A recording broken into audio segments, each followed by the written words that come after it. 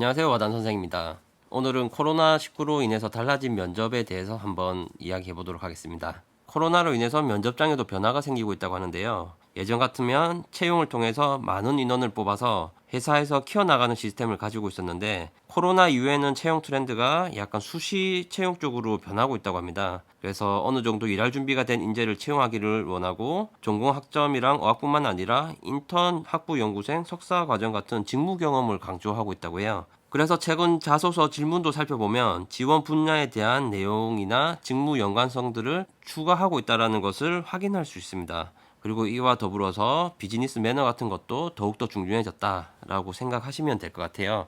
그래서 아직은 비교적 학벌 중심의 채용이 되고 있지만 이런 것들이 곧 사라지고 직무 경험성을 강조하면서 바로 실전에 투입할 수 있는 그런 인재를 채용하는 방향으로 나아가고 있다라고 이해하시면 될 것 같아요. 그렇다면 이 코시국에 저희의 면접 전략은 어떻게 가져가야 되는지 한번 생각해 봤습니다.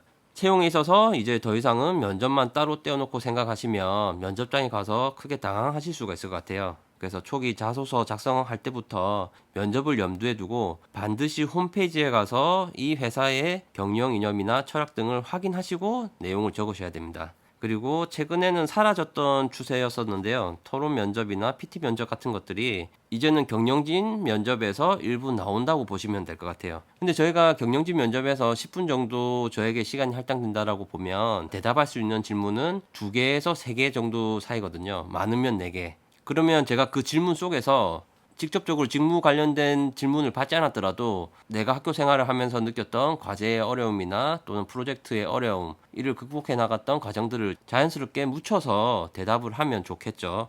근데 저희가 요 직무 관련성에 대한 내용이 자꾸 나오다 보니까 사람들이 스펙 쌓기 또는 대외 활동을 더 많이 해야 되는 거 아니냐 이렇게 생각하실 수가 있어요. 그런데 학생은 공부를 하는 게 이 사람의 업무고 직무라는 것은 회사를 와서 경험하는 거거든요. 그렇다면 우리가 직무 관련된 질문을 하게 되면 무엇을 생각하고 대답해야 되냐고 이야기할 수 있잖아요. 저는 직무 관련 요소라는 것은 결국은 전공 관련된 이야기다. 그리고 졸업 전에 졸업까지 하시잖아요. 그런 학부 연구 활동 또는 있을 수도 있고 없을 수도 있는데 전시회 참관 같은 경험이 있으면 이런 것들을 좀 활용하시면 충분할 것 같습니다.